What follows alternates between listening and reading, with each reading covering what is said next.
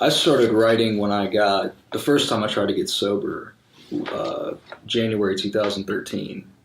Um, it just kind of happened by chance. Like I was listening to a Logic album that he just dropped, and it was just the best thing I'd ever heard at the time. It resonated, and something inside just told me, like, just sit down and try to write a rap, and it just kind of happened.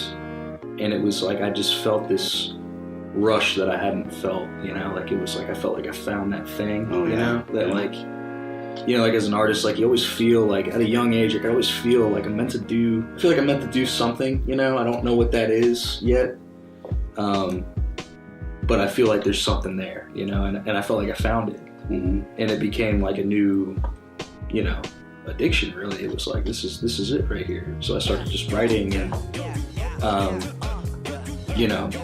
ended up relapsing and then coming back into recovery this last time. And it was interesting because coming back in, like I knew that that's really what I wanted to do, like I felt called to that.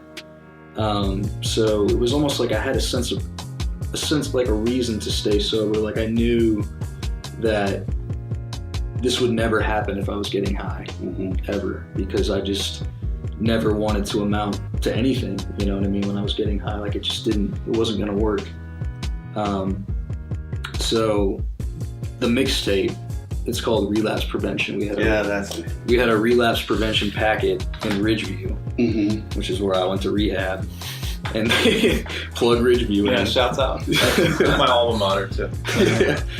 So, when you're leaving Ridgeview, they're like, you got to do the relapse prevention packet so you don't relapse, You got to write down your plan. And so, the title of the mixtape was like, that was the plan. You know what I mean? Like those songs were written in my first year and a half of sobriety. It was like me making sense of like everything,